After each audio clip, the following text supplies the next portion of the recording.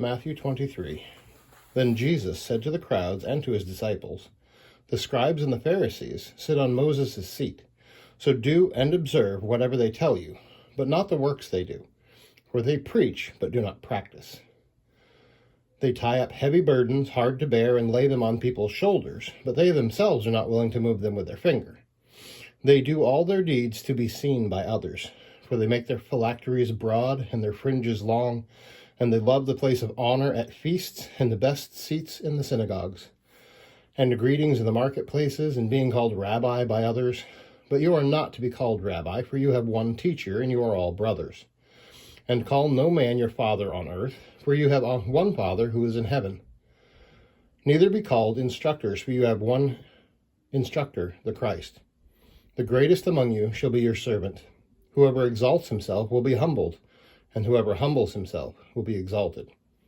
But woe to you, scribes and Pharisees, hypocrites, for you shut the kingdom of heaven in people's faces.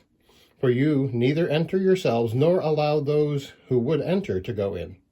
Woe to you, scribes and Pharisees, hypocrites, for you travel across sea and land and make a single proselyte, and when he becomes a proselyte, you make him twice as much a child of hell as yourselves.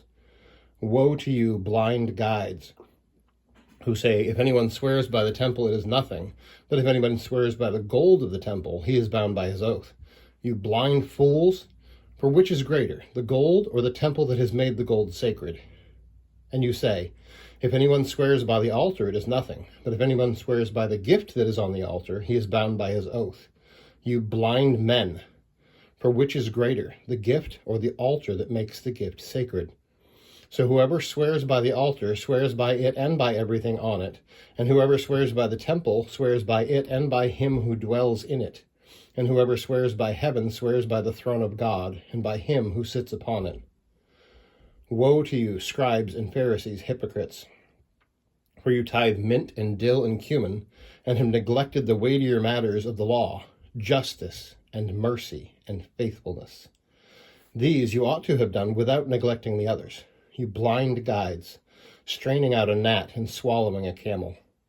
Woe to you, scribes and Pharisees, hypocrites, for you clean the outside of the cup and the plate, but inside they are full of greed and self-indulgence. You blind Pharisee, first clean the inside of the cup and the plate, that the outside also may be clean. Woe to you, scribes and Pharisees, hypocrites, for you are like whitewashed tombs, which outwardly appear beautiful, but within are full of dead men's bones and all uncleanness. So you also outwardly appear righteous to others, but within you are full of hypocrisy and lawlessness. Woe to you, scribes and Pharisees, hypocrites, for you build the tombs of the prophets and decorate the monuments of the righteous, saying, if we had lived in the days of our fathers, we would not have taken part with them in shedding the blood of the prophets. Thus you witness against yourselves that you are sons of those who murdered the prophets. Fill up then the measure of your fathers. You serpents, you brood of vipers, how are you to escape being sentenced to hell?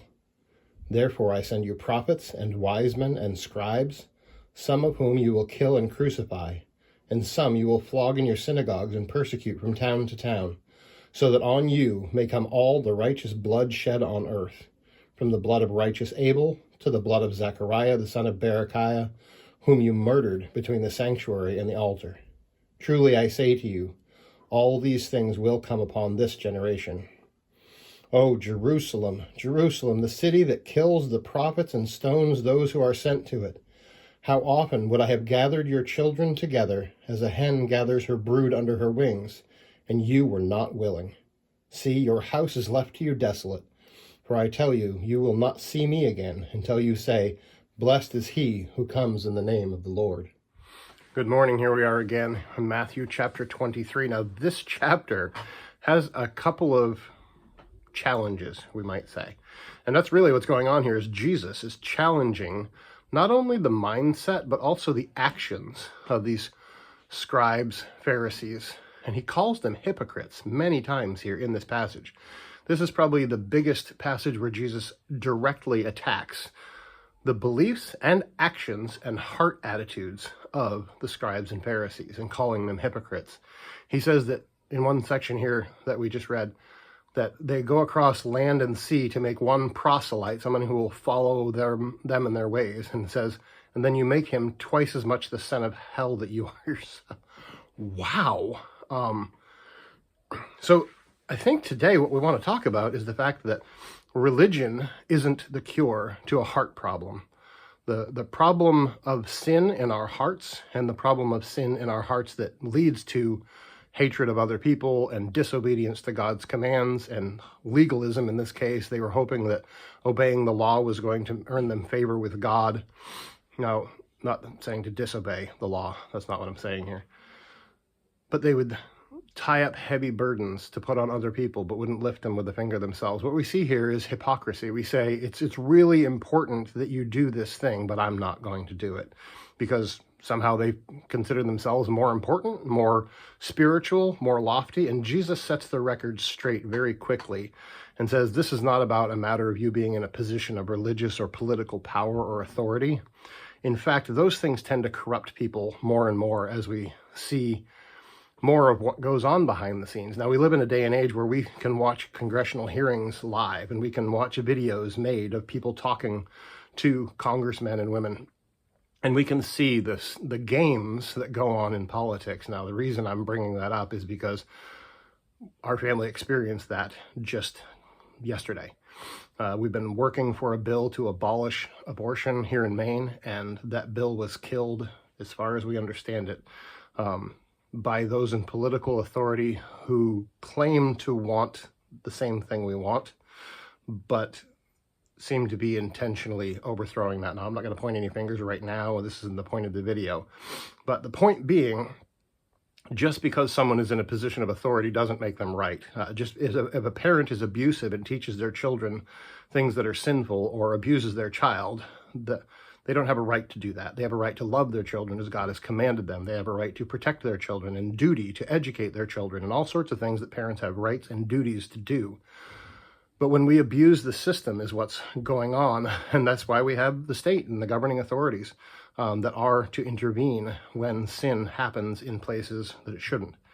So in the religious establishment, these people had set themselves up as kind of the experts who, the gatekeepers, that you're not going to come in any sort of religious position, power, or authority unless you come through us. And in the process, they gave up actually loving the Lord their God with all their heart, mind, soul, and strength, and began to love the law and the rules and the traditions, and especially, Jesus points out in this passage, the praise of men. I want more votes. I want more people to clap for me. I want more people to stand here and watch me while I pray. Now, it doesn't matter whether you're a Sunday school teacher or a pastor or an evangelist or a politician or whatever you are in the world. You don't have a right to just decide what is right and wrong according to your standards. We go by God's standards. And so these people that are saying, oh, you need to tithe, you need to make sure that the tiniest little amount of mint and dill and cumin is offered to God, and the tithing, the laws, and the rules are very, very important. However, we're not going to do them. These laws don't apply to us. The rules don't apply to us. Well, they do. You know, the elders in a church are chosen from amongst the people of the church because they have faithfully walked out in the lives of their marriage. It says to be the husband of one wife, one that rules his own household well, someone that teaches his children. There are qualifications, and if you fail to live up to those qualifications or abuse your authority, then you lose that position in the church, or at least you should. That's not often how modern America works, but it is how it's supposed to work. And Jesus here exposes the hypocrisy of the Pharisees and exposes the hypocrisy of claiming to be the ones that are we're really keeping the law. We're really doing the thing that pleases God.